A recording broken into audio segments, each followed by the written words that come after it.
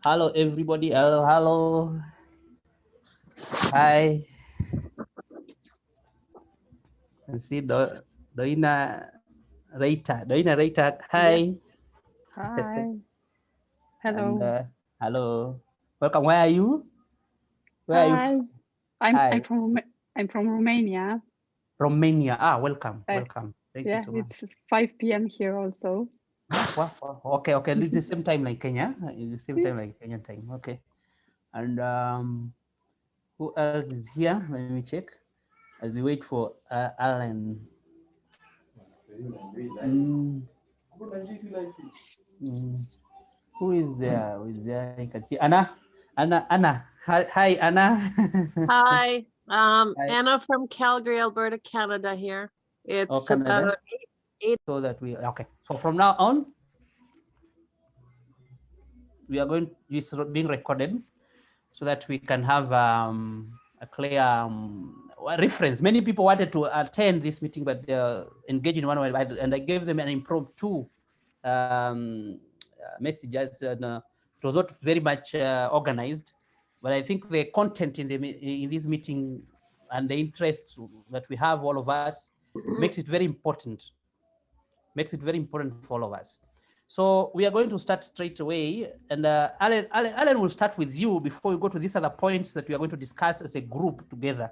So you are going to give us a story, especially from the last time we met, because there were some reactions. I should read for you some few of them. There's some people who are like, "Oh no, you should not do fruitarian. Oh, there'll be dangers on it. I don't know what. Yeah. So maybe we start from there, Alan.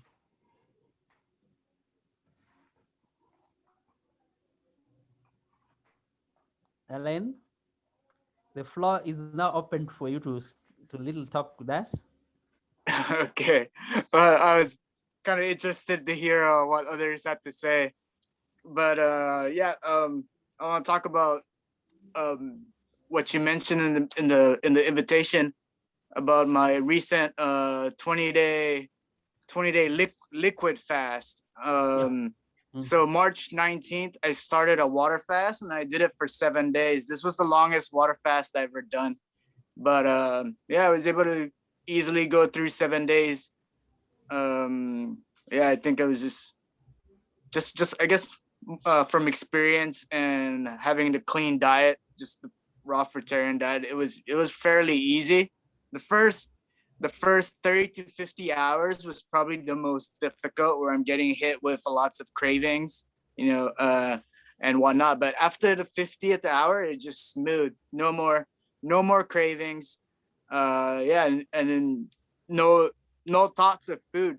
There's not I didn't have any thoughts of food. It was just, and when I say water fast, I don't drink a lot of water because from what I understand, drinking too much water will deplete your electrolytes, and then you will end up with lots of cramps and feeling really weak. So when I say water fast, I didn't drink a lot of water. I probably drank less than a liter every day. Some days I just took a couple sips and I was fine. And I would say around day 6, or around the end of day 5, day 6, and day 7, um, my my mind was a lot of very clear, but I noticed my body started moving like a sloth. Like my body knew to conserve energy. So when I go work out, my intensity, my I lower my intensity, my workout intensity. Usually I'll go um and I work out pretty hard. Like my 20th hour of the water fast, I go to the boxing gym and I was sparring. I don't know how many rounds, over 5 rounds of sparring. So that's how hard I usually work out. But that was 20 hours into my fast. I still had a lot of high intensity energy, but around day 6, day 7 is when my body started moving slower, but my mind was very clear. And it's like time stops, and everything is clear. And then after day 7 is when I started adding fruit juice, just fruit juices to my fast. And then I noticed my energy was coming back up. around day 9 is when my cravings for salt, my cravings for cannabis significantly decreased. So I was a cannabis addict for almost 20 years. I've been smoking cannabis since I was a teenager, and it became like an everyday thing for me. But around day 9 of this liquid fast, I no longer Just a got minute, hit just with a those minute, cravings. Sure. just a minute, Alan.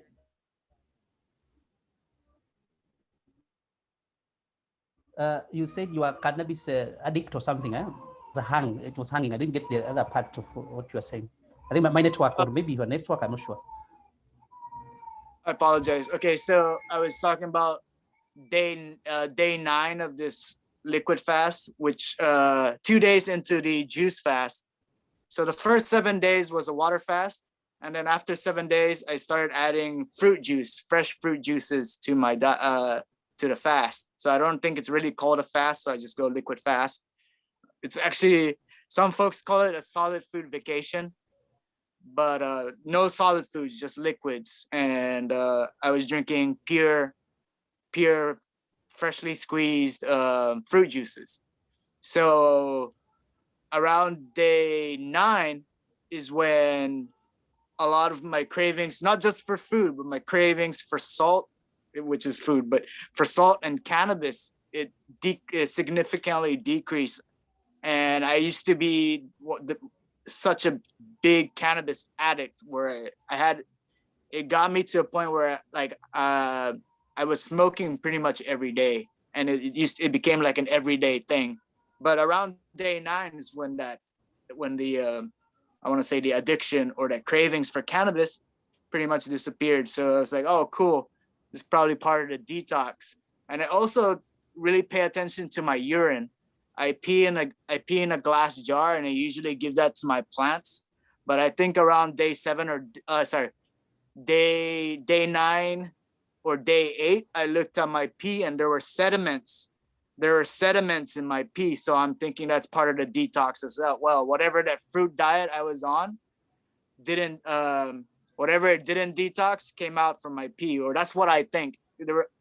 I should have just a minute. I think it's a kidney filtering.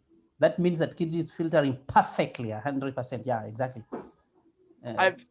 I've heard about that too, but I wasn't exactly 100% sure this is from the kidney filtering.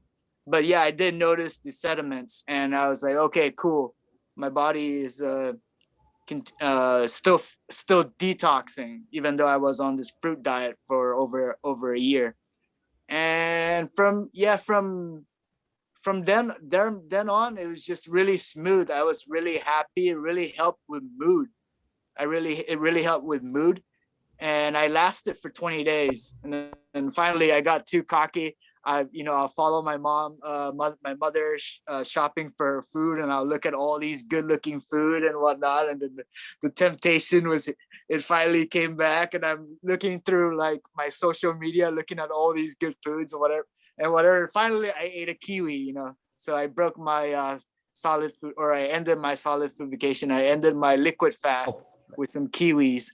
So, and yeah, my experience from that, my mind was really clear. The mood was really, really, really good. I was always in a good mood.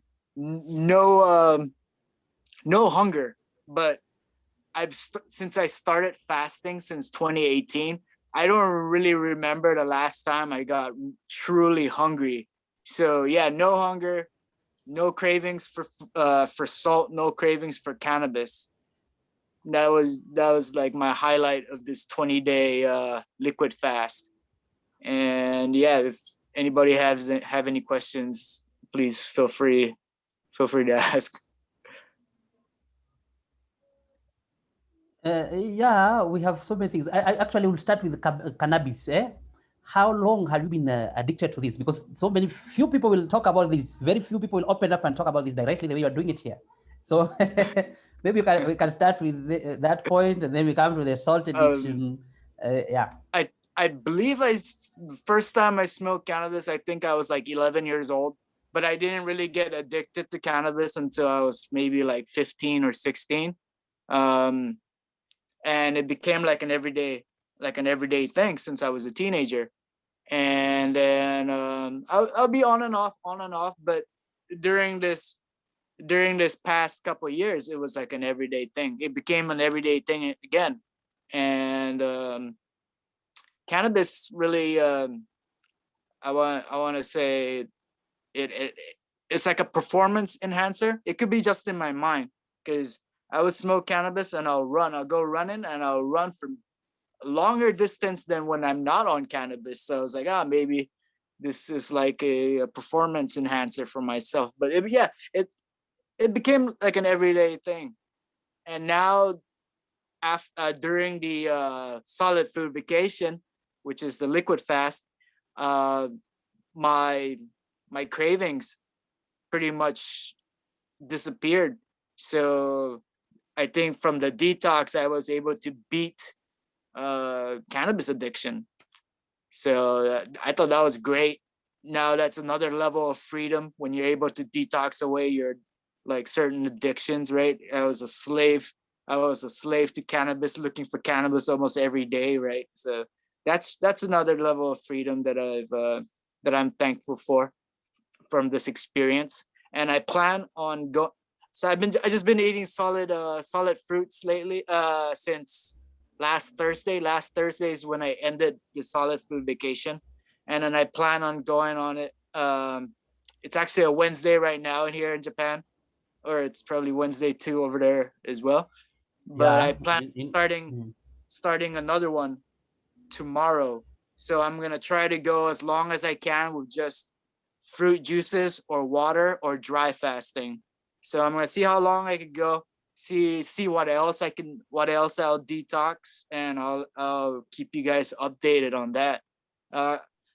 So far the longest solid food vacation I've been on is 20 days, which was this recent one. And I plan on going longer than that. And then a lot of folks, from what I hear from this 90-day solid food vacation, they're able to detox out the mucoid plaque in their intestines. But I feel like I was able to detox out the mucoid plaque from my intestines from just 90 days of eating fruits. I was able to poop out this solid tar like kind of rock heavy black substance when I on the 90th day, around the 90th day of my fruit vacation. And that really blew my mind. That really opened me up to detoxing and how important it probably is, and this time I'm gonna try to see how long I'm gonna go as longer than 20 days, and I'm gonna take data and keep you guys updated on that. So yeah, that's my recent story. And I have two questions as you're talking. They're coming up, based on the information you're sharing. But after you started the fruitarian lifestyle, this was over a year now, were you still addicted to cannabis? And people need to know what it means, because it's a serious issue outside here. People need to know what we mean by cannabis sativa. So I think they call it in some places marijuana or something like that. Is that right? Exactly. Yes. Yeah. And in Kenya here we call it bang. In Kenya we call it BHANG, bang. And so many people here have issues with mental health issues. People here in the place where I stay here, they have a lot of this smoking, and it has affected them so much. And there are a lot of issues of people with mental illness. We don't know which kind. Just so many people with mental illness around. So when you say that you were addicted, we needed to know also, after you started the fruitarian diet, were you still practicing, or did you stop but you had the cravings, you felt like you were still addicted, you wanted but you stopped? At what point did you stop? Exactly. I was able to stop during this fruit diet, I believe last summer. And then it's just one of those things where, it shows up you know, like as a gift. And I'm like, okay, I'll try it out. And then from there, it comes back again, just like an alcoholic. You drink just a little sip of that alcohol and it goes back to that same pattern again. I was addicted, and it might be something mentally, or I feel like it really helps me cope with certain things, like certain trauma, maybe childhood trauma that I'm trying to like cover. The cannabis helps cover that, helps ease the pain. But now it's just like I want to detox. If trauma, if you're able to detox trauma, then I want to get to that level. So I want to just put the cannabis aside and just go, you know, Direct. this long fast and see if I could detox whatever, if it's the parasites, if it's the trauma that's causing me to want or enjoy the effects of cannabis. Because I feel like when your blood pressure is really high, you smoke cannabis, I feel like it lowers the blood pressure a lot. And it could be just from breathing. You know, when you smoke cannabis, you really focus on your breathing. It could just be breath work that's really helping me cope with things instead of the cannabis. And the cannabis could just be a placebo. It could just be in the mind. But I do notice the performance enhancing properties of cannabis, especially when you're physically working out, and that also help my addiction more. Like it became like a pre-workout. Like I'll smoke cannabis and then I'll work out, and I feel like I always get the best workouts on cannabis. But ultimately that could just be in my mind. So now I'm just gonna try to put all these vices away. Maybe not the you know, the smartphone and the internet, because I won't be able to share this with you guys if I put all this away. But yeah, I'm gonna try to detox it out. Whatever that was causing me to lean towards cannabis, I want to detox all that out and enjoy the freedom. But yeah, it was an addiction where it's like, oh, I should smoke today. I wake up in the morning, first thing I do is smoke.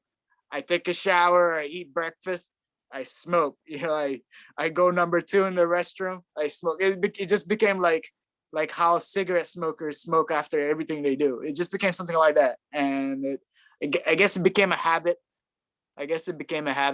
And eventually became an addiction.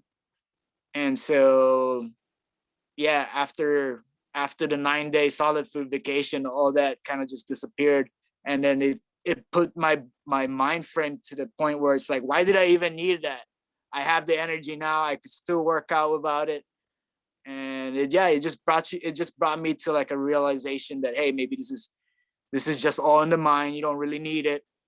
And so I want to get back to that point. So I want to start my solid food vacation. I want to start my liquid fast again tomorrow. I only say tomorrow is because I have a bunch of fruits left and I just want to eat them all before they get bad. So tomorrow I'm gonna start. So yeah. Can I make a remark? And yes, I know that the most important phase is when you finish the fast, because during the fast you are disintegrating cells. You are into processes of eating bad cells, broken, ill cells. So the most important thing for the body is of a health point of view is after the fast. That's why Filonov, also other scientists tell that you do not have to rush and make fasts very often, because the body needs this space of time to create new cells, to repair. You know that they have made a scientific research that maybe that's why he tells 2 months, but it is not known exactly how much the stem cells in the body are growing growing into this period because the body Just a minute. yeah. They say about 120 days, something like that. Roughly. Yeah, exactly. Yes, and this period is important because the body is creating new structures, new tissues. It's repairing, for example, if someone have heavy diseases, it repairs the organs. So my question and my remark is, why do you want to go into another juice fast so quickly after you have finished this one? Why do you not separate a little bit the fasts? It's curiosity. I think a lot of it is curiosity. And yeah, maybe the impatience for that 120 days. Yeah, that, to be honest, yeah, it's I want to get, I love, or I enjoyed that feeling, that zone. I enjoyed the feeling I was in. I enjoyed the state of mind that I was in during the fast. That it's just like, oh, I think I want to get back on it, because now I'm eating whatever. I feel a lot more lazier, but I noticed the intensity, the intensity in the gym got a lot higher when I actually eat solid foods. And so it's kind of like oh, excuse me, one second. Let me set my phone. So it was, yeah, excuse me, oh, because I know that from my experience, I know that also the fast is like also addiction, because it's you go into euphoric thing, and I have been also in that place that I want to continue to do it, but maybe you should think that your body needs to recover, so you can make more harm sometimes because of your desire to experience this state than benefit. So you have to weigh and also to educate yourself about how the processes work, because during fast and during eating time, the processes in the body are different. They are opposite. They are not the one that we know usually when we eat. But you have to be careful, because you can make harm to the body instead of benefit. So thank you so much for your advice. Yeah, I think you're yeah, you're right. Maybe I should give my body a rest. But when I broke the fast, I wasn't necessarily feeling like I needed food. It was just temptation. It was just temptation that got me. Finally, I was playing around. I thought the temptation won't beat me this time. I got really cocky, and I'm looking at all these, videos and pictures of food, and it was just like, boom, like, oh snap! It got me with temptation. And you're right. Maybe I should be more patient instead of being more greedy to reach that euphoric state. And I think maybe that's what I'm chasing, is that euphoric state.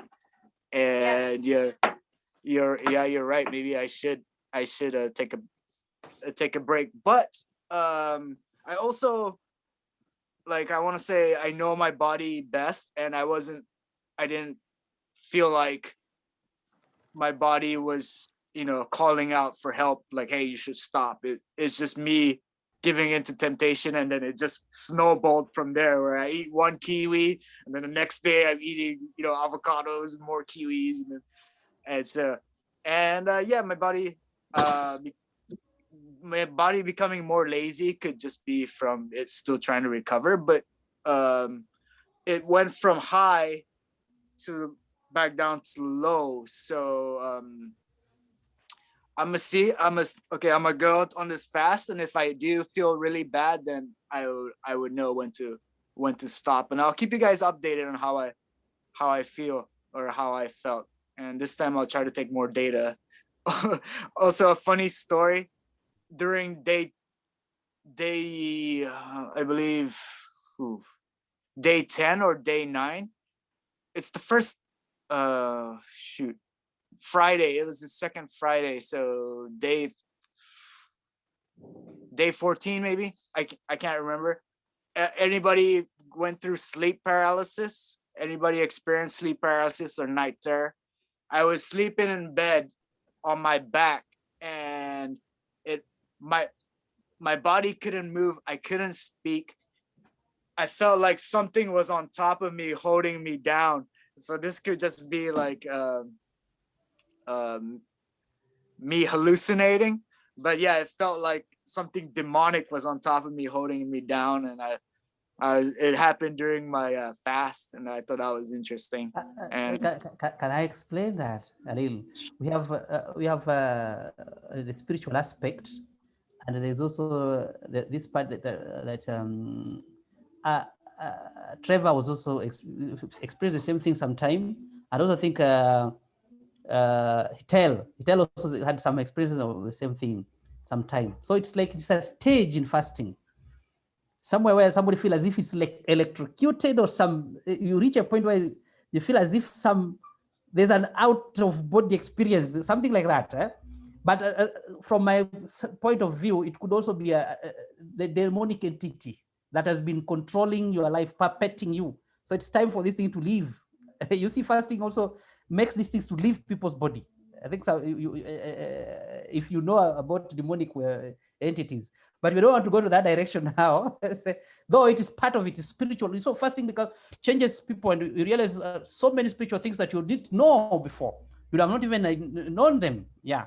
But when you get into the fast, you get into that. Though I also feel there could be some scientific explanation for this electrocuting power at a point where somebody reaches a point that they find themselves electrocuted or something like that, as if there's some extra power that is holding you somehow. Yeah, exactly. So I went off and came back. I don't know. You people are, yeah. That's actually what I heard from other people. They're telling me it could be an out of body experience since I'm going through this fast. It's like a spiritual thing, and then the detox help you go through this out of body experience. I also heard it's something demonic that is trying to control you and trying to get back in or whatever, or and then maybe that detox is detoxing away this demonic entity. Yes, just spiritually speaking, I can't prove any of this, but I thought it was really interesting that it happened during the fast. And that's why we have to talk from our experiences, because these people outside here will not listen to us if we don't tell them what we have really experienced. There are some things that don't have scientific explanations. We just experience them and then we share them. You see, that's a difference now. Yeah. So if you are fasting, just don't be shy to share. Just say it, even if you don't understand now. With the time, we will know what it is. With the time, but on my side, because I've been fasting for some time, I know sometimes I encounter those demonic entities. You encounter them and they want to suppress you. Just the same way Trevor was speaking in the first time we had him in that interview. They want to suppress you. They're communicating to you. Don't do this. This is So fasting has many dimensions. We have medical fast. We have also fasting spiritual fasts. And most of the time, this medical fast changes after you've understood. If you go for some long time, it changes to be more of spiritual now. So there are different stages there. So Alan, can we go to the next thing? Or somebody else wants to make a... Yes, I wanted to interrupt you a little bit, just to also to talk about that you have been in fast 7 days, and after that you have foods, but in a liquid form, because the processes that are happening in the body during a non-food fast, without any food, only with water or without water, dry fast, and with foods in whatever form they come into the body, are very different. So it is called juice fast, but it is not a fast. Fast is only when you constrict your body from food, only on water or without water and without food. So you have been during this period, you have been 7 days fasting, and after that you have eaten, but in a liquid form. So you have started to introduce foods, but in this form. So it's important because the physical and physiological processes that are happening in the body during times of without food and with food are very, very different. So we do not have to mingle them. They are different. So when you are fasting with juices, you are in fact eating, but in the form of a liquid food. Yes, that's what one remark. Yeah, and it also goes with what we call the true fast, because Actually, Fikram, hello. okay, just stop. Yeah, hello. Okay, so the demonic thing which you, Frederick, speaking about is this the impact of the celestial body which happening during the during our fasting. So understand the solar system which we are living, the impact that solar system also have impact on our body. So if something happening to there which leads to have a negative or positive impact on our body. I got you. Yeah. So we talked about. Thank you, Vikram. And Alan, is there something else you wanted to say before we go to this second agenda here? Oh no, I just wanted to agree with Gergana. Is that how you pronounce your name, Miss Gergana? Yeah, yeah, I do believe fasting is either just water or no water. That's kind of why I say liquid liquid fast. But yeah, I totally agree. It's not really I don't feel like it's a true fast. I was eating, but in liquid form. But I still feel like I still was getting that euphoria that I was getting from fasting, or it could just be from the water fast. The effect was just still continuing. I'm not too sure, but I would try again, and I'll let you guys know what I find out. And by the way, by this time, do you feel that you have totally delivered yourself? Do you think that now you feel like you don't have the addiction now any longer for cannabis sativa, or you still have some? I still get moments where I'm like, oh, I should smoke right now. You know, like there are times when I get a little bit stressed out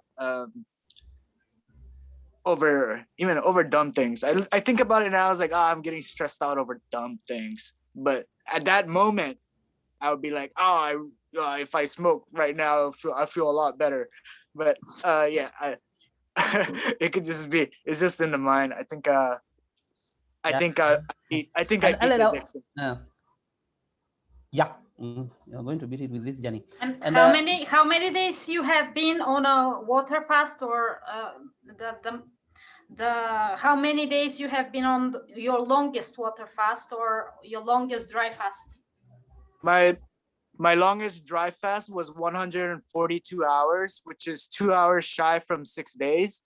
And then my longest water fast was just last week. It was 7 days, but 169 hours from March 19th to March 26th. That's my longest water fast. And then that's when I added the liquids. Yeah, you have to try a water fast longer and you will see different things happening. Yeah. I will keep that in mind. It was one of those things, like it was like, should I continue to water fast? It's because I'm a member of this, or I'm a member of this boxing gym, and I pay a certain amount every month, and I wanted to make the best of it. And like Saturdays is when we go spar, and what I thought was, wanted some energy so I could go enjoy my sparring. It's something I look forward to. But now I want to focus more on the detox and spirituality, and maybe just put aside the work, the working my body too hard, just for a little bit, and continue this fast. So it was like a sacrifice, hobby versus fasting. It's like but now I'm gonna. You have to have a separate time, yes, on which to concentrate. Yeah. Right. I have done 21-day water fasts. Yeah, and usually into the late stages of the fast, your energy is dropping, so you cannot be so active. I also train with heavy lifting, but during these times you just stretch and make some not so intensive exercises or movements. So yeah, and I have done also 9 day dry fast, 9 days. Yeah, but you have to try it in order to experience it and to know how your body reacts to every stage. And it's not difficult. It's just you have to prepare yourself mentally. This is the most important thing, because I have done my fasts without any preparation of foods before that. Like Filonov says that, for example, you have to prepare 2-3 months in order to enter the fast. I have done it from just today to tomorrow, and there is no difference into my physical state of being. But it's important to have an intention and to have a decision to make that long. Yeah, and it's easy.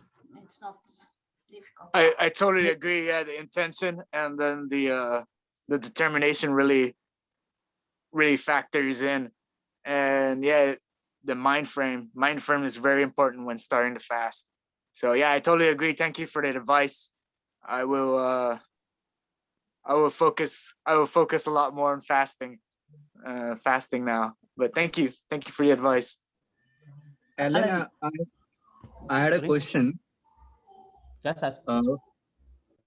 Hello. Yeah, Alan, I had a question that when you consume cannabis, do you have any spiritual experience? Like, do you experience that time? Sometimes I do.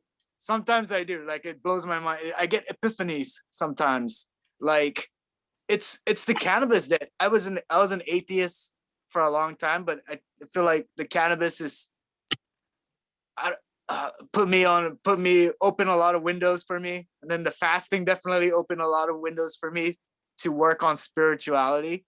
And yeah, sometimes when I smoke weed, I get like this signs, you know. I can't even explain it. But yeah, I get these epiphanies, which kind of leads me towards the high, you know, that the existence of the higher being. And so maybe the cannabis does help open certain pathways and realizations and whatnot. But I hope as per Indian text, the siddhas, like the higher energy, people who consume cannabis, when they reach the particular stage, for spirituality, they are doing this. So they are saying that after eating this, they are having a direct interaction with the higher energy soul, which is living at a higher point of consciousness. So that's why I had asked this question, because I also consume for cannabis for spirituality, but later I stopped. Yeah. so from what I understand, the cannabis high gets you to a certain frequency, right? A good high frequency. And I think once you're able to get above that frequency where that cannabis high is like no longer necessary, then I think that's when you could just stop your cannabis intake. And I think cannabis is like training wheels. You know, when you don't know how to ride a bike, the cannabis is like a training wheels towards this spiritual journey. I don't know, but I do feel that like spiritual experiences on cannabis as well. And I've also seen like a celebration in India where they smoke cannabis to honor Shiva. Yes. The There was a Hinduism, right? festival. Yes. Actually, when you actually there is a stage reached when you don't when you high above the cannabis, like what you said now, like a stage reached when you don't need a cannabis, your body doesn't require that stage. I think you reached that stage. Yeah. I think so too, and that's why I'm like, hey, maybe I'll just continue this fast and I'll stay at that high frequency to the point where I don't need the frequency that the cannabis high gets me at. And so I was like, okay, if I could just keep hitting that frequency, then I got that freedom to stay away or to get away from that cannabis addiction. So that's kind of why I want to get back into the fasting, right? It's like I'm greedy. I want to feel that feeling again. I want to feel that mind state again. So that's kind of why I kind of want to jump back in. But I understand what Miss Gargana is saying about, yeah, hey, listen to your body, give it time to rest from the fast. But I will keep that in mind. I will keep that in mind. Yeah, and I think the only path we can take is the fasting path. We can't take the cannabis sativas path. What I mean is that we want something very natural. Fasting is what puts us into that platform, and it comes slowly. It's a process. It's not something that is drastic just once and then has side effects. Fasting has no side effect at all. So you see, with cannabis, there are some other people who have different reactions or different whatever, very negative side effects. That's why I've not done so much research about it. I didn't even know our discussion today will take that direction, this direction. It has just taken off. Yeah. So we will encourage people to, on my side, we will encourage people to fast themselves out of any addiction, including alcohol, anything that is, even coffee, those stimulants, all of those addictions. We just need to, just to have our body that is natural, the way we were created to be, the way the original being that we are, and that's the path that fasting takes us into. Alan, I wanted to ask you something a little about on the 90th day that you talked about mucus plug. Did you talk about mucus plug? You remember? Yes. Yeah. The so mucoid plaque. The mucoid plug. What really, after it has left your body, can you remember your experiences after that time when it left your body? I remember that day really clear. That day I took a dump, and I actually took a dump in a bucket full of dirt because I wanted to use my poop as fertilizer for my cannabis plants. And then I left it under the sun and let it dry. I let my poop dry first, and then I come back to it like 2 weeks later to look at it. And then what was my poop? It became like dirt, but the mucoid plaque stayed rock hard. Looked like tar, and I touch it and it's still rock hard. And that's where it just like, oh, this is mucoid plaque that I've been hearing about from all these other fruitarians that was able to detox. But from there, it really changed my mindset on the diet. And this is where I really got content with the idea that I want to stick with this fruit diet, and I don't want to eat I don't want to eat anything else anymore. I want to, I remember the last meeting I mentioned in the Bible, Genesis chapter 1, verse 29. It's written, the fruit diet is written in the Bible. It's also written in the Bhagavad Gita, right? The chapter 17, the sattvic foods. When they're explaining sattvic foods, it just sounds like they're talking pretty much about, the raw vegan diet. And so yeah, it really made me content with the idea that I don't have to eat any more other foods anymore. And this is the path that I want to continue. I can't say this is the true path because I don't know yet. I've only been on this path for maybe 400 days now. I stopped counting.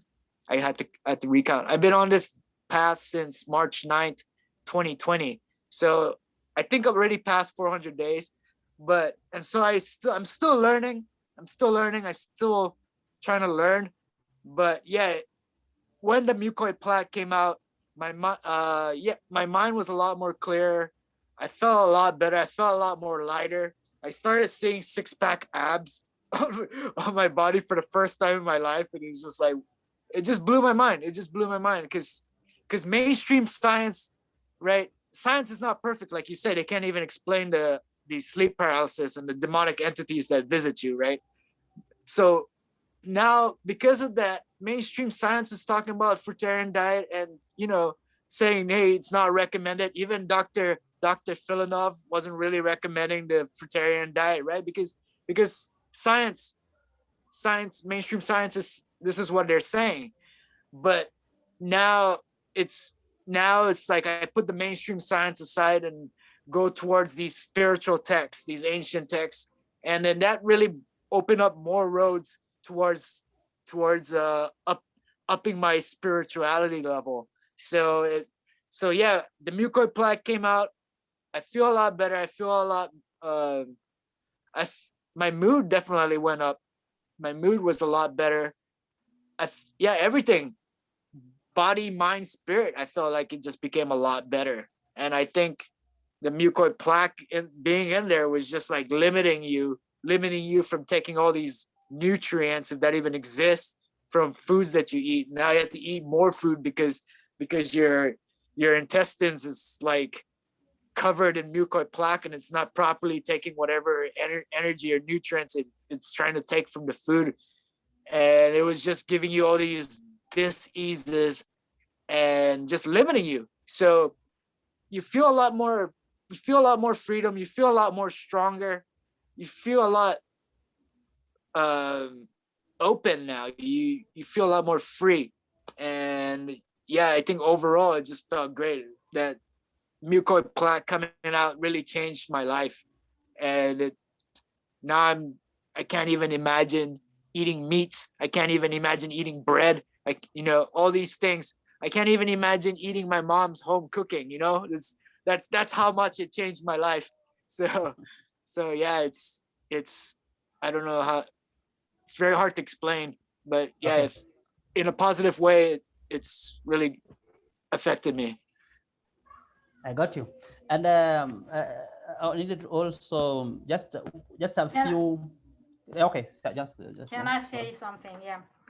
Uh, the human mind is so created that whatever you choose to do or to focus on, that's what your data from the outside world into your movie becomes. So if you have decided to focus on this type of diet or living or whatever style you choose, you will see uh,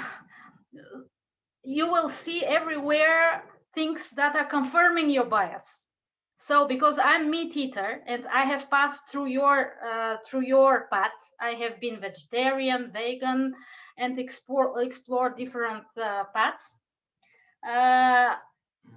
You have to stay open all of the way, because there are so many other things that you are not seeing because you have focused only on your thing and you think that it's the thing. But you have to be open, because there are so many data that confirm also the other way of thinking. For example, I have recently heard about a scientific research that tells exactly the opposite, that this mucus is very important for the intestines, and it should be there in order for you to absorb food, to absorb minerals, vitamins, and everything from your food. And they were stating that it is wrong to get out of your mucus. You need it in order to receive the nutrients from the foods. So everything you have to question. And also I think it's not very beneficial to connect food with spirituality, because it is different. And for example, in the Bible, in the New Testament, there is no evidence that Jesus or any of the apostles tell their disciples how to eat in order to be spiritual. So so this is also a bias, to think that through food or through kind of living you will become spiritual. It's not that way, because spirituality is based on your spirit and in the state of your spirit, and it's very difficult, very separate. It is a whole also. Your body is a whole thing, but one you cannot come from the body and start to become spiritual because you are eating that way or the other way. So there are spiritual people that are eating meat, and also spiritual people that are eating fruit. So it's not like strict recipe that you can tell people, if you are eating only fruits or only vegetables, you become more spiritual. This is not the pathway to spirituality through food. And also the man is omnivore. So he can eat everything, and it is the best thing for our body to be able to eat and to absorb nutrients from everything. So you can choose whatever you want. It is your choice, but I suggest to you to be open, because there are so many other things that your focus cannot now see, because you have focused on the thing that you have chosen. But be open, because maybe after 2-3 years you can see other things and they can change your life. Yeah. You're right. Thank you for that. Yeah, you're right. Yeah, it's biased because this is what I was on and this is what changed my life, and I became focused on that one thing. And yeah, you're right. Yeah, thank you for that. And I do try to be open, because I look at Buddhist monks and then they work on their spirituality, but then they eat meat that are donated to them. They thankfully accept, and then they eat the meat. So you're right. Ultimately, the diet is not the one and all answer. And I feel like you're right, and I feel like you're right. I've been, because it changed my life the way I thought it did, that I just focus on that one path, and I completely. But yeah, I do look at other spiritual monks that are folks that work on spirituality, that have other diets besides the fruit, and I often wonder about that. But yeah, but then it was just one of those things like, okay, move that aside and focus on this thing. But yeah, thank you. I will stay open. Wow, wow. Thank you, Alan. And thank you, Alan, for being open there. And it is important we speak sometimes what we feel is the truth, because and I want to say there are some reactions. Me, I've not tested. I've not tried to do a fruitarian lifestyle yet, but when I posted it, I found that there were some reactions, not just from Alan's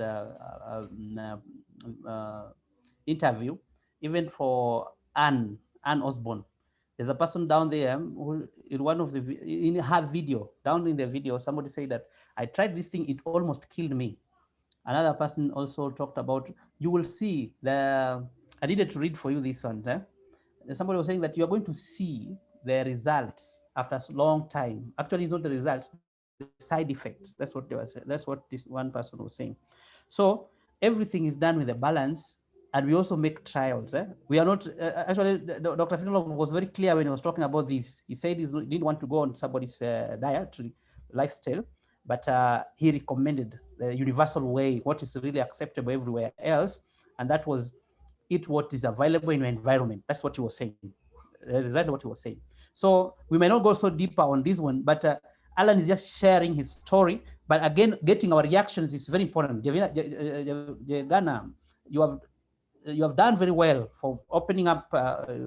Sometimes for me, I'm not a person who goes that direction. Me, I'm a person who tries to get information from the person. I just want to get the experience. I want to get the detailed things that happened. But then on the side of advice and consultation, I'm not very good on that point. I'm good on the point of getting information from a person. So, Alan, I think there's something else needed we maybe handle now on the path. Actually, we have started a journey that is going to be very engaging.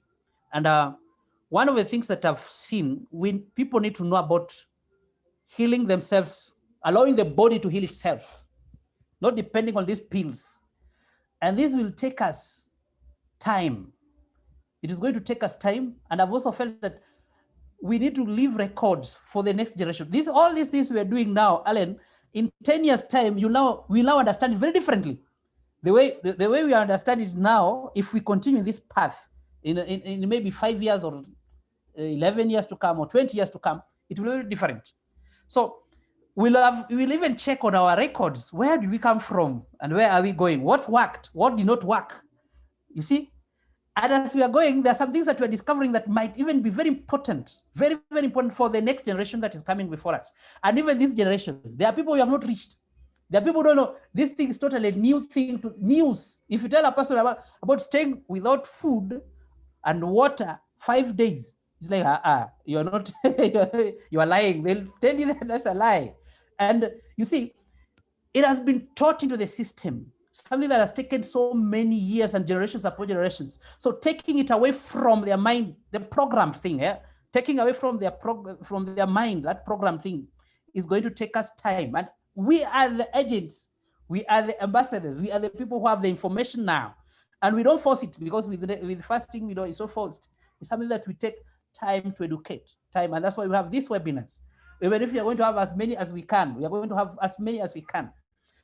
Webinars, if possible, you have radio shows. That's why I was talking about this. So can we go to first point on translations of the videos, books on a dry fast for international languages? This, I thought, Alan, we started well with you translating Dr. Filonov's interview into Japanese, and he wanted to connect more with you.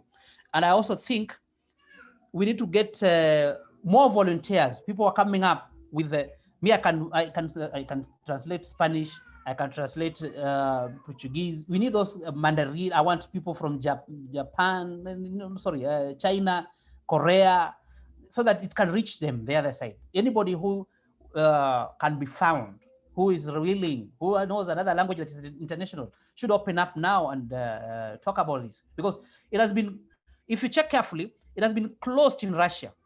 This thing has been in Russia practiced so well, accepted almost everywhere. In Russia, people are well conversant with it, but outside Russia, very few people have the idea of dry fast, and especially the medical dry fast. I've also realized that people in Russia, especially those ones who have, how can I say, Nurano want to say something. Nurano, just unmute yourself, please. Oh, sorry. I just want to asking about something. Is it okay to asking right now, Frederick? It's okay. It's okay. It's okay. Oh yeah. Oh, thank you so much, because very, very great sharing discussion, and thank you so much for Ellen. I'm very, very new, to be honest, Alan here. So I just want to gather a lot of information, and I kind of feeling interested with being fruitarian. And to be honest, I start to do fasting like for maximum 24 hours. But right now I want to try about doing fasting for 24 hours with fruit only. But I'm kind of slim. So sometimes when I start to eat for prepare for fasting, I just eat like 2 apples and 1 banana, and then I got full. So is it enough for me to get fasting for 24 hours and then I still have a job like teaching, or I should increase the fruit? And perhaps I want to know also about how many fruits you consume for fasting, or about the experience about how many, or should I increase, should I decrease, or when I need to work out, I need to increase like this, or what kind of fruit. So it is still very confusing, but I guess I need to start first with doing fasting 24 hours, but I still kind of confused how many fruit I should eat. Yeah, perhaps you have kind of information about this, because when I start to do juicing, I feel better because I had a lot of health issues, and I guess it's kind of good for me, but I still very lack information about the fruitarian. So yeah, perhaps you can make some advice about this. Thank you so much. Yes, sure. When I eat fruits, I usually eat until I'm full or satisfied. I don't really count calories. I don't really count how many I should eat.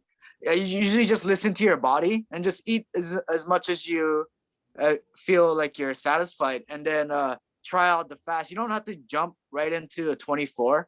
You could just try 16 and see how you feel from there. But also keep in mind that detox symptoms, you might feel weak at first. When I started the fruit diet, the first week, especially day 3, I was feeling really weak. And I feel like this was because of the detox symptoms. And then I started working out after day 7. My energy level went up and I started to work out. And then it's the same with when I started fasting. I didn't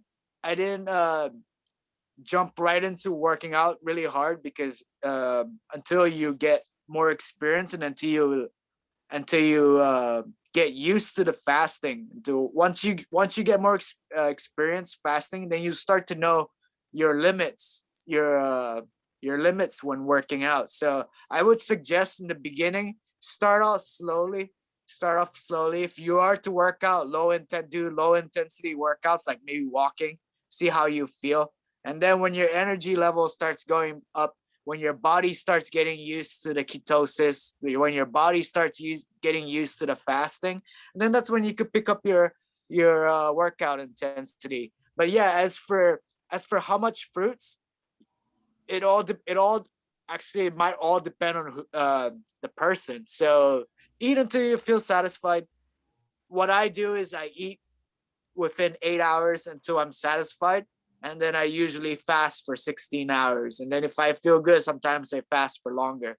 And yeah, just start from 16, start from intermittent fasting, 16 hours first. And as you get used to it, start adding hours, maybe go 18 and then 20, or if you feel good, yeah, go 24, do 24 hours.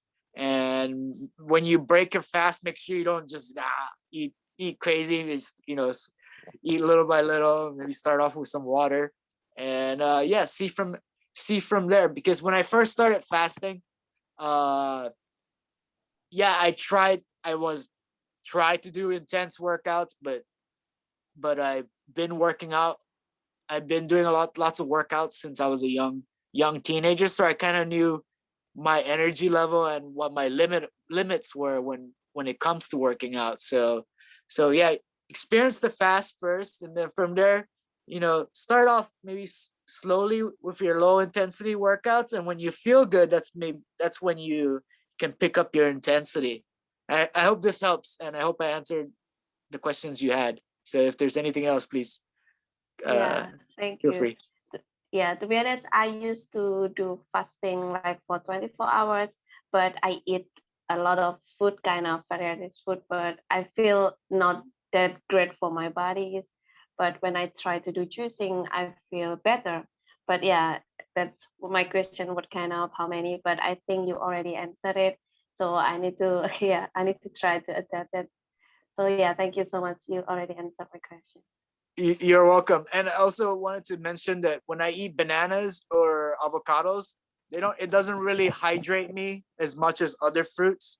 So I would recommend, sure, eat bananas, but if that's what you like, please feel free, and then maybe take data on how you feel. And what I do is I separate the types of fruits. So I don't mix bananas with oranges. I don't mix acidic fruits with non-acidic fruits. And supposedly that helps with the digestion, faster digestion, and which ultimately equals faster detox. So try not to mix the fruits. So if you eat bananas at 7 a.m., maybe wait to 9 a.m. before you eat any other different fruits. And you can mix acidic fruits with other acidic fruits. Like I could eat pineapples with oranges. They're both acidic fruits, and then it doesn't make me feel like I get lazier. I notice if I mix a lot of foods, right, and your body takes a lot more energy to process it. This enzyme for this food, this enzyme for that food, and then a lot of work, and then you end up getting sleepy, right? Because eating too much different foods.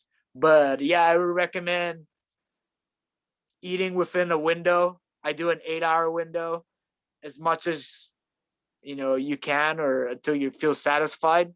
If you can sleep well at night, then I think you're pretty much satisfied, right, with the food you eat. So yeah, just see how you feel with the fruit fast at first, and then when you get used to it and when you start knowing your body more on fruits, that's when you could pick up your workout intensity. But just note, when I started the fruit diet, I didn't work out until after the 7 days, when I got my energy back, when my energy just went through the roof. And you will know, I think you will know when that time comes. So good luck on your journey. Wish the Thank very you. best. Yeah, I just knew about the acidic food, fruit, and then alkaline food, because sometimes I just combine them. So I felt kind of sleepy, bloating, or not comfort. So yeah, thank you. I guess this is very new information that I need to focus with one kind of the fruit first. If I want to combine the like acidic and to alkaline, I need to wait like for 2 hours. So yeah. Okay, I get your point. Thank you so much. Maybe after this, please send me a message or email. You could get my information through Mr. Frederick. I have a little chart for what fruits you can combine. You can also just Google, just type it on any search engine, fruit combining, fruit combining, and it'll kind of show you.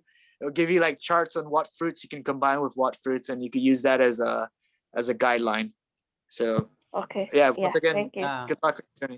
Thank you so Thank much. you, Alan. You will also send it to us, so maybe you can share with the people in the group too. And the next thing I wanted to handle was this issue of translation of the videos. I thought what Dr. Filonov has been telling us, especially the videos for Dr. Filonov, because that's a doctor who has done this thing with a lot of experience, 20 years.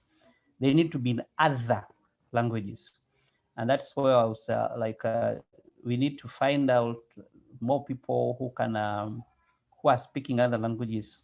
And this will need more of volunteer as we try to, we want to be very organized in a way that we can get our work sustained for long, or what we do here is sustained for long. So when we get so organized, we will also source for funds. Maybe we'll be later, we'll get people who can translate professionally. But now we only work with people who are volunteering, at least for now, because we still don't have any funds anywhere. We don't have any, we have not organized ourselves up to that level up to now. So we only work with people who are in the group who are volunteering, because it's like win-win, where you get the information and we also, as you get the information, you also help others with this information. So that is the main thing. I think maybe somebody can say something, but that's number one agenda that is in my list that I thought we should have discussed. And I thank Alan for coming in the other day and translating into Japanese. And I hope, Alan, you're going to be in another meeting. We have another meeting with Dr. Filonov very soon. He's going to be with the patients now. But when he comes back, maybe we're going to have another, we are going to have another meeting with him. And those meetings are like in series. I don't think there are things that are going to end very soon. According to how I'm already seeing his programs, like we were talking about 2 things per meeting until we finish the whole thing. So we are preparing a very big thing that needs to be shared with everybody in the rest of the world. What are your thoughts anyway? That's my thinking. What are your thoughts, Nate? I think it's a great thing, right? Because Dr. Filonov is mainly in Russia, and I feel like there's a lot of people around the world don't have, no access to the information. And if they do want to read it, they would probably have to read it in Russian or English. What if other people who are not, right, can't read Russian or English, right, won't have much chances of getting that knowledge. So I think what you're doing is great. Reach people around the world, because still the idea of dry fasting is still new, right? And in 2016, which is pretty recent, like 5 years ago, the Nobel Prize for medicine was awarded to a Japanese doctor for realizing autophagy. And that's what Ms. Gargano was saying, where the old cells get broken down and new cells get built. That's from fasting. Fasting triggers autophagy and your body starts healing. But when you explain this to people, to the average folks in your neighborhood, a lot of people will be like, "You're crazy. This is crazy. that's not good for you, right? The knowledge is not there, and then the more we can reach out to the world, the more knowledge the world will have. Alan, let me interrupt you. Let me interrupt you a little. Now we are talking on behalf of the doctor is not here, but I'm also feeling this guy has done a lot of work that he should also be in the list of the Nobel Prize. Maybe we can recommend him, because Dr. Filonov, I'm talking about Dr. Filonov, because discovering this issue of disease disappears, second acidosis crisis of the 9th, 10th, and 11th. I think that is a great thing. We need to, it starts from the group that can now recommend. If we write to the Nobel whatever committee, people from different places of the world, that will be a gift to him, because at this time he's just been giving us this thing for free totally. We have not paid him anything yet up to now. So I was also having that feeling that just a suggestion, is not it's not a must, but the key thing here is taking this message to the rest of the whole world, because this is one thing that nobody's going to tell you no about. Health issues, universal health. There's nobody's going to tell, oh, that is from which religion? No, it is from health religion. So this is for everybody. There's nobody who does not need good health. Yeah. Sorry for interrupting. I think, Frederick, you have started to do a very good, a very wonderful job, because, for example, in Bulgaria, we have a Facebook group with almost 5,000 members. And a lot of people have begun this practice. For example, we have some that practice from 20 years ago, and some are new. And also we have gathered a very good data of scientific research. For example, the books and the teachings of Filonov, of Herbert Schellman. Is this the name? Or yes, Herbert Shelton, and many others. But for example, our admins, who are maybe the most knowledgeable, because he started this group, he has never spoken, for example, to speak with Filonov. We know about him, we know his books, but he has never, it never came to his mind to welcome him and to speak with him. And our languages are very close, so most of the people understand Russian language, and it would be very good to do this. But for example, you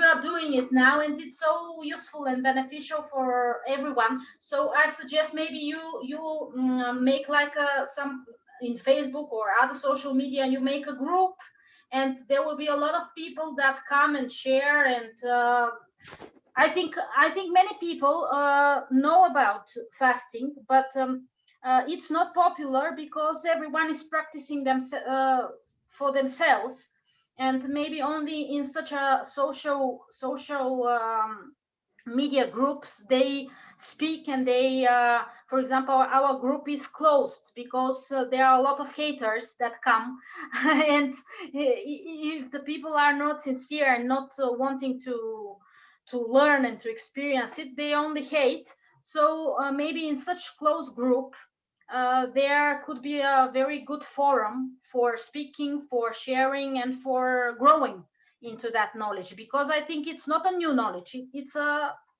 very old knowledge, but we are discovering it now. Exactly. Yeah. So it's very beneficial that you have decided to connect with such people that are practicing and that they have clinics and that have clinical research, because I think the most important thing that we should encourage people to do is to educate themselves, because these people are speaking things, but everyone that want to practice has to educate themselves, to read research, and in order to have their mental understanding clear and right. So I think this is the most important thing, to educate and to encourage people to search scientific researches. For example, Filonov has a lot of practice. American Herbert Shelton has also a very long practice of water fasting. So these are practitioners that we can learn from their practice and from what they have done. Yeah, so it's very good. And you see, Dr. Filonov was talking about proven, something that has been proven, something that has taken tests. We don't just guess things. We don't just use our lives as experiments. We must have information that we are very sure of. And that's why we take it from experts. But sharing our experiences is a little different. Like now, Alan is talking about his journey in a fruitarian lifestyle, which is very okay. We understand and we continue going with that kind of a thing, though taking from experts somehow makes it safe, makes the practice safe. Yeah. So I think all the part of opening a Facebook account, because Facebook might somehow is limitless. You can have as many members as it is. For WhatsApp has a limit.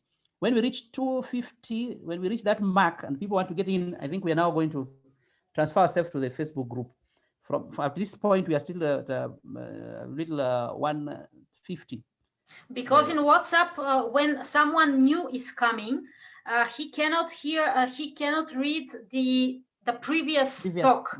Yeah, because Facebook, for example, Facebook keeps everything, and you can go 2-3 years ago what they have discussed there, or you can see files that they have shared. So yeah. WhatsApp also has that file part which somebody can check, if only files, not the chats, and documents. But the best idea is that one, because it's like we have the whole world. We have the whole world in our hands. We have to take this message to the rest of the world. We are not going to be in a closed group like WhatsApp alone.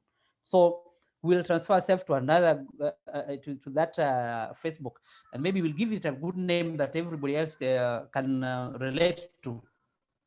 I don't know. We're going to think about that. So thank you for that information. I think you have just done quite well for your opinion. The other thing that I wanted to talk about as number 2, which is though we have not exhausted number 1, but at least we have somewhere up to where we have reached with number 1. But number 2 on opening and operating fasting centers. This would be very challenging, though I've seen 3 up to now. I know about Dr. Filonov, that is medical dry fast. I know about Sat Marga. Sat Marga also is a center where it takes people come to him, and said it's about 200 kilometers from St. Petersburg. I think something like that, and 200 kilometers. And Vadim, the guy we have on Sunday, he has also a center where he also put people on fast. I think the recent one is going to tell us on Sunday is going to be on about 2 weeks people fasting. So I've realized that with fasting, the way you have said it earlier, is that it is a natural thing. Yes, there's the medical part where people have to be very careful, but if we take it as a natural thing with a lot of preparation, with clear preparation for people who have not yet done it before, and then we have a center where we can do the coaching for people who have this passion and have gotten information. Because the most important thing is that I'm feeling like, for me, I already have one where we always go with people, but it's not an international one. It's not in a level where I can welcome guests from everywhere. It's only a local one here. We don't have shelters. We're just there in the rocks, in the caves, so that we can't welcome somebody from far away. So we need to prepare our own. But these are people who are very close to me. These are people who I coach. I tell them what to do. I observe them. We go together. When we're fasting, we fast all of us. I fast with them together. So I'm thinking of expanding, having something that people can come from every part of the nation where I am, and even beyond. And that's why I was thinking we need to get ourselves also together and share. And this is something that I can do, as in, it's not for one person. If I do it in Kenya, you are in like in UK, you can do it where you are. You should have some place where people can be coming, and then, because we are becoming we call it the resource people, because of the information we are getting raw. This information is to change us, yes, and also change people around us. It's not supposed to be just for our own self alone. So we're not working for self. We're working for actually the whole universe, the whole system, the whole humanity. So that was a thought that I had. I don't know what people are thinking about this. What are your thoughts, maybe?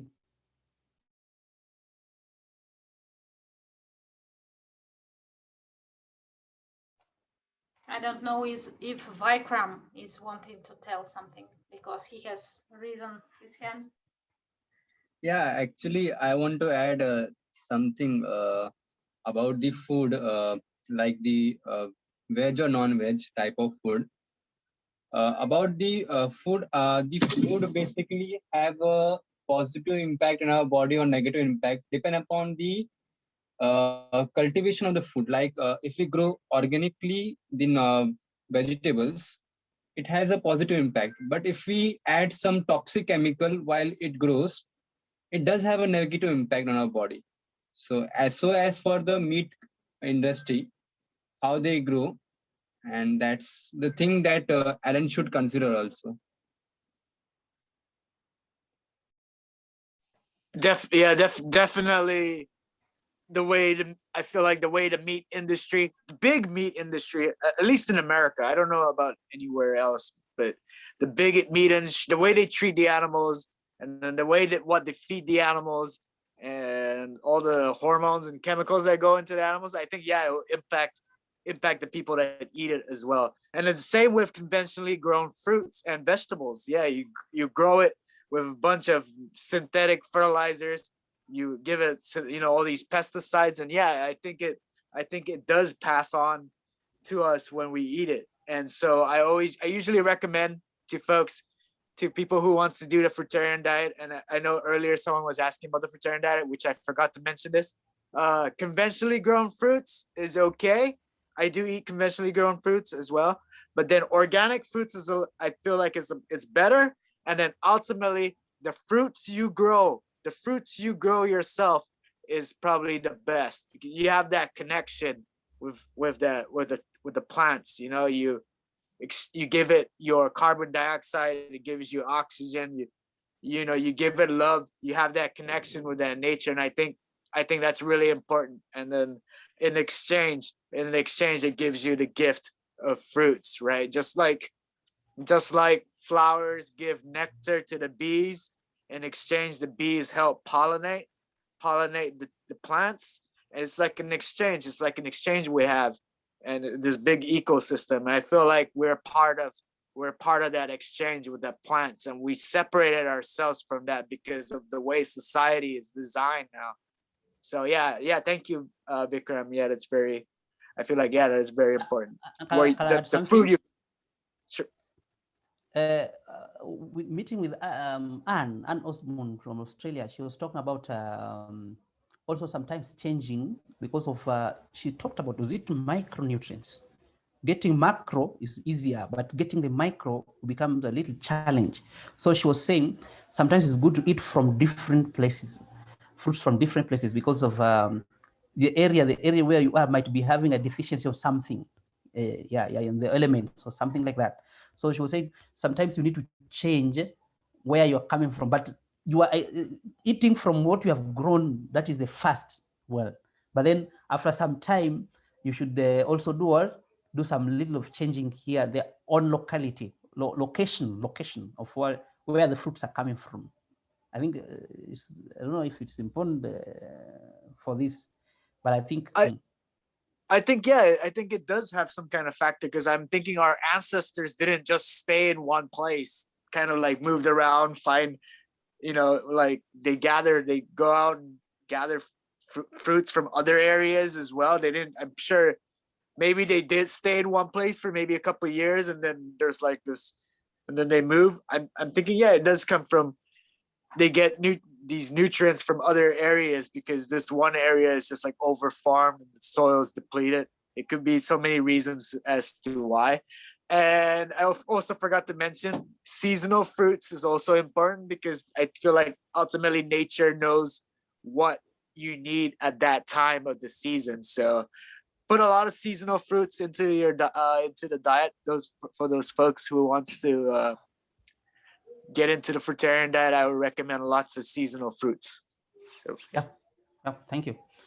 Can I comment? Yeah, can Yes. I comment about the thing that you spoke, that you want this message to be practiced all over the world?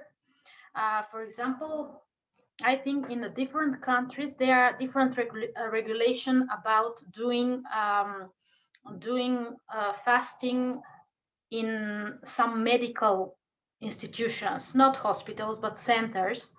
For example, in Bulgaria, I think there is like it's not allowed to open, for example, such a clinic and to treat patients with fasting. I know, for example, that in Germany there are few clinics that are treating their patient with fasting, but I think in most, for example, in Europe, in most of the countries, they have some regulations that restrict doing practice, which is under medical supervision with fasting. That's why in Russia it is mostly developed, because they have their freedom to have such centers in which to practice. That's why, for example, in Bulgaria, we are doing fasting, everyone by themselves. And we advise people that are very ill and that has to be under medical supervision to go to Filonov in Russia to treat their diseases. But for example, people that are with not so heavy diseases, they only practice at home. That's why it should be seen in every country what are the regulations, because you know the traditional allopathic medicine don't want to give their power to such a simple method, which is also you don't need money to give anyone to do it yourself. So this is maybe the most difficult thing to make changes into the legislation in order to open such clinics to treat patients only with fasting. Wow, thank you. I have information about this one in Germany. I had contacted them, and they were talking about they only do what I think maximum water fast. They don't want they don't want anything about dry fast. They don't want to hear anything about that. To them, it is a dangerous thing that they cannot get into. So this also gives us a, like in Kenya, this is open. Kenya is a very open country. I think most of African countries are very open. We have anything, you can bring anything, and we're like, accept it. And our laws are not that rigid. And yes, here in Europe and in the States, it's very tough to bring something new. Yeah. And that would make me have a plea for us who have open countries like ours. You people can support us, because financially we are very down. That is the truth. You have people in Europe, you have a little better. Financial status are better. So you could support these things, and you could be flying here. Flying to Kenya is very easy. We don't have restriction for people coming from Europe, except for COVID now. Then the other thing that I think, those who can go to Dr. Filonov, we recommend them, they have to go to Dr. Filonov. Actually, when I have a center, for me, this one that I want to open, if God willing, with the timing, it is it's going to be like a blend. We blend the spiritual part of the fasting and also the medical part. But then with the medical, there must be the registration and all those things. They have to be followed the Kenyan law. So that will follow a little with all the processes. But would urge people, apart from urging people, I think also information. Where we can't open fasting center, where fasting center cannot be opened, we go to the places where they are. Like now we recommend the Dr. Filonov's clinic. And if you're in a place where you cannot open it for others, just be a group leader, maybe, just to inform people, just to volunteer yourself, bring them into the group, give them information, share the videos, things like that, so that they can also books, like that, so that they can know. Yeah, you can guide them on where to read. We must just spread this news. That's the point. We have just we don't want to sit on it, because again, what I've already seen, what you have from what is coming out is that we have already fighting a system that had been established long time ago, and this system knows, those who are establishing it, they knew what they were doing. They knew exactly that if these people do this way, they will not get money. If they go the natural way, we are not going to get money. So they were starting these things.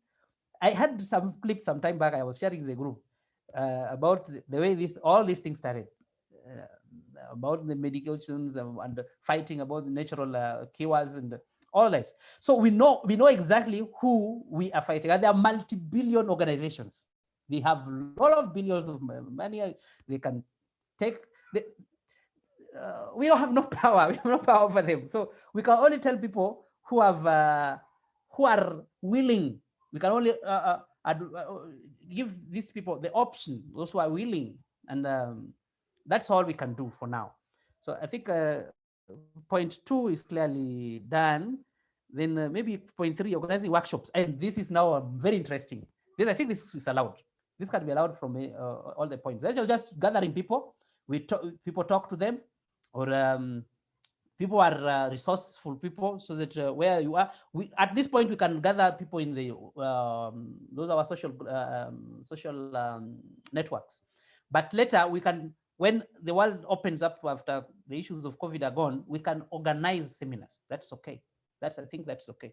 I don't know what you think about workshops and seminars. How about your thoughts maybe about this? I want to unmute myself.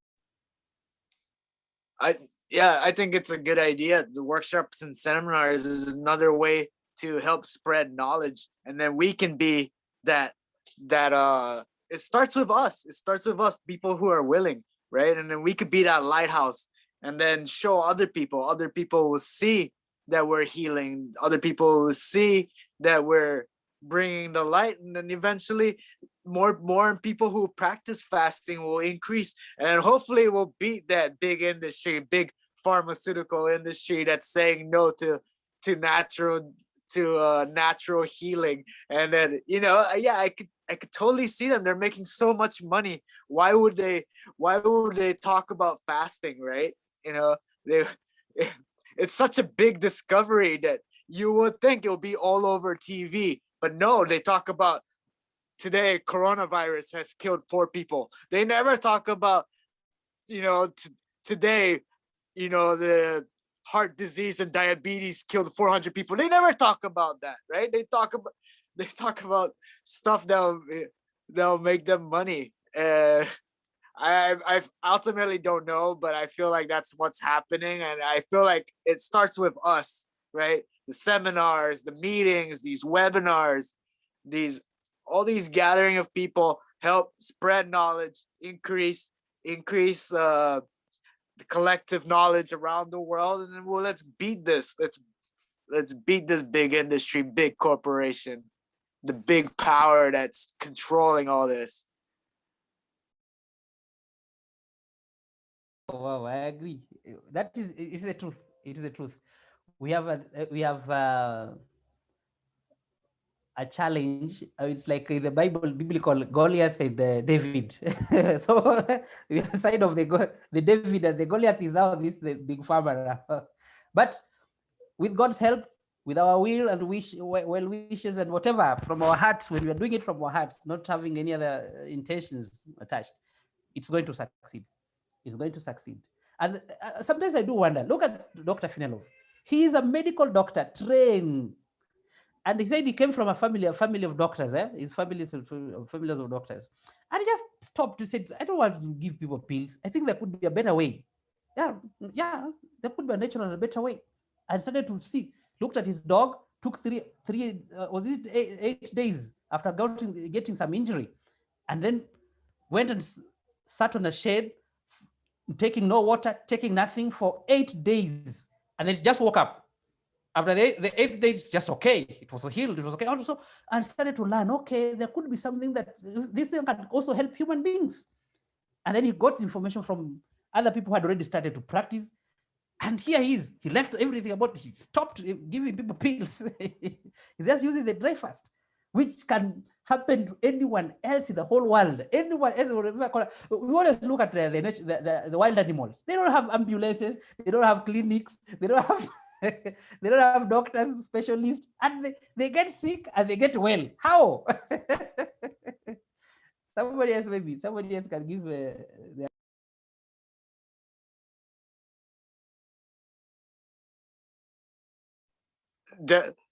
Definitely no. Yeah, even when you're sick, and if you get sick or catch a cold, you don't have appetite to eat, right? So if we listen to our body, we actually want to fast when we get sick. And from what I understand, I never got surgery before, but from what I understand, doctors will tell you to not eat anything before the surgery and not eat anything maybe a day or two after the surgery. So technically, they know about fasting, but they don't. I feel like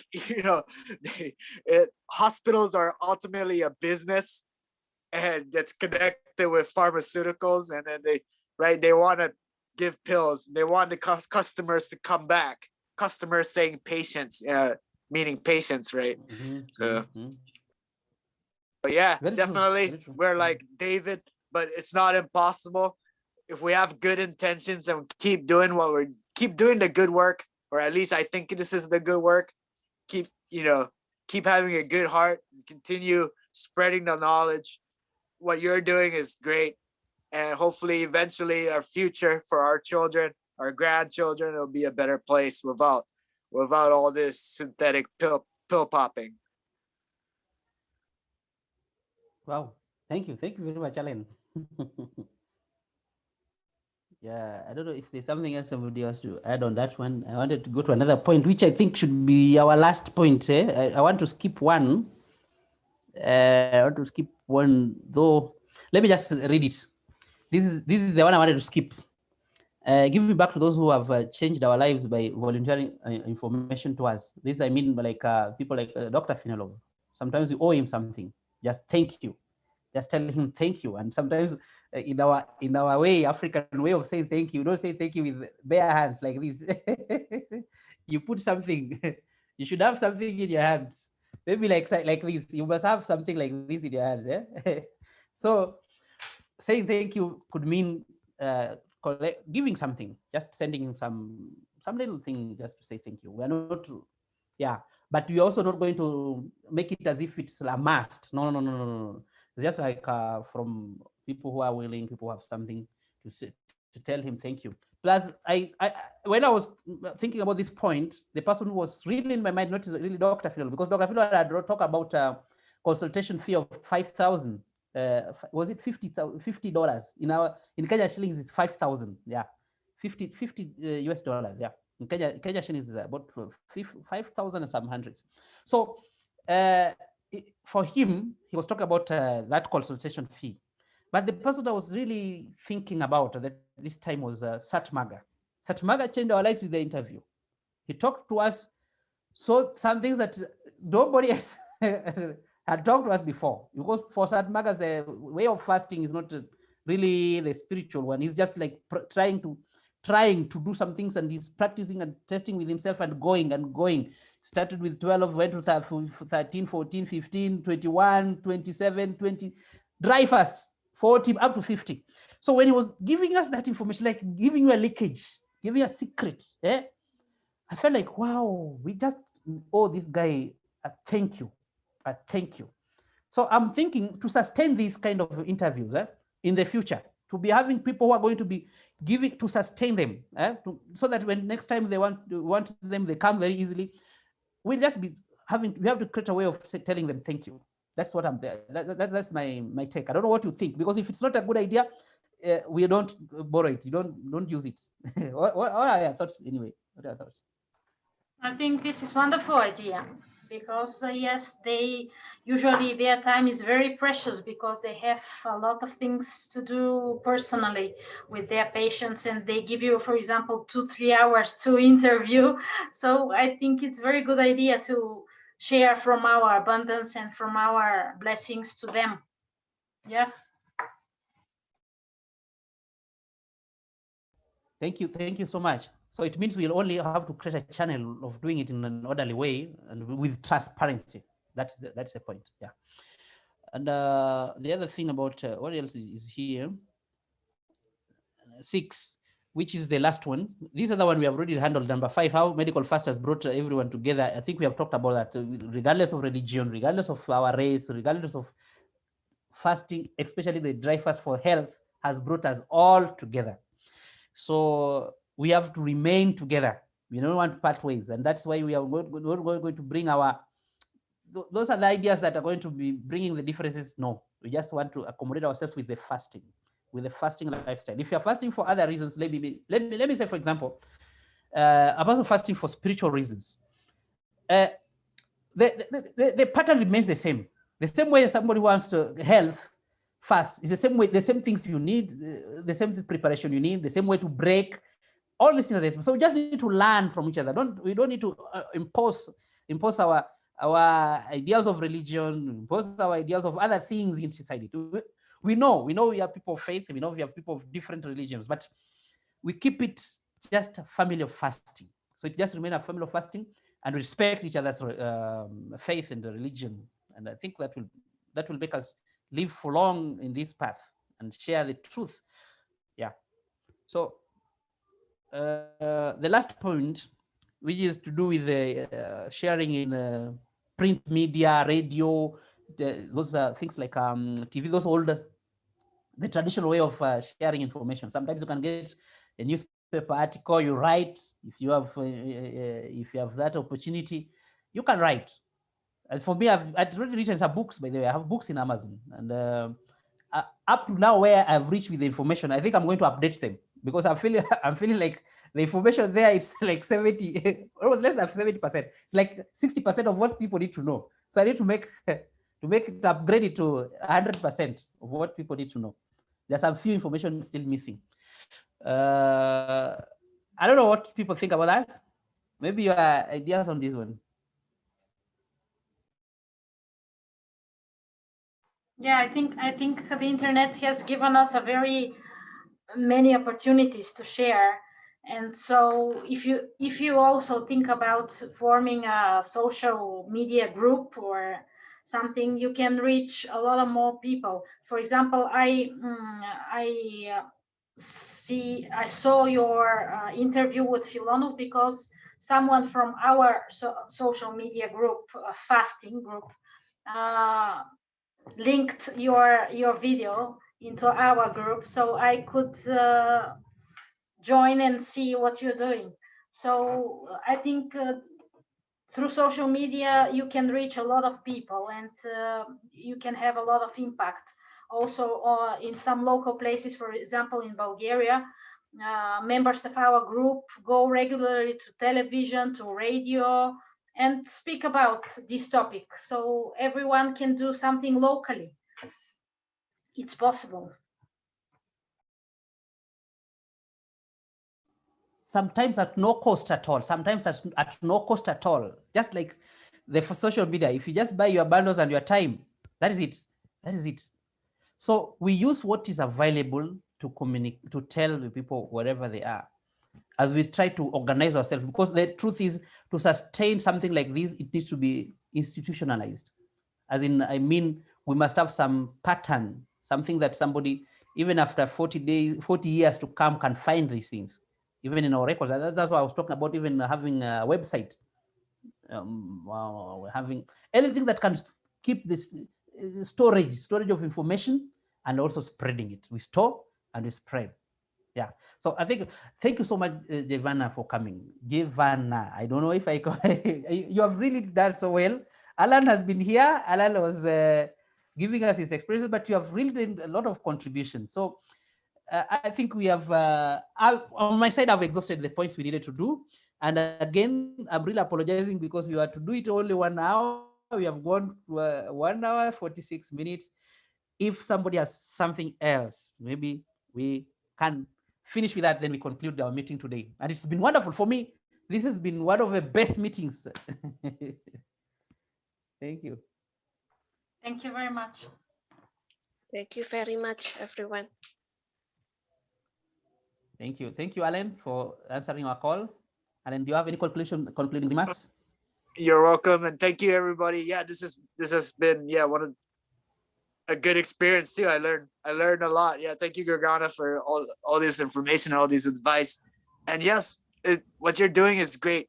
We'll beat the data, just like the 50-day dry fast. Nobody, right? Not a lot of people had that kind of data, but we have to be thankful for Dr. Filonov, for Sat Marga. Sat Marga, Sat Marga, for yeah. Swag. giving us this data, especially Dr. Filonov, free. He's giving us Yeah. free, and then, but thanks to this data, yeah, we can help the world. Yeah, and I think that's one of the best gifts that they could receive, is seeing the world change thanks to their data. And I think this was great. I think what you're doing is great. I wish the best for this, and I hope this continues, and I hope we continue learning, getting more data, and increasing the knowledge around the world and helping the world. And I want to thank you all again. Thank you very much. And just as we conclude, Javila, I think we will have another time with you, maybe because of your history with fasting. We talked about 21 days, talked about 9 days dry. So sometime maybe you'll give us the detailed information. I think we are going to create a webinar just for you. Today it was Alan together with our with our few agenda that we have incorporated. Yeah. It's okay. Yes, I'm open to this and to share. Thank you. But remind me, Ghana. That is how to call it. It's Ghana. Okay, Ghana. The way it's written. Okay. Yeah. Thank you. So bye-bye, everybody. Bye. Thank you. Bye.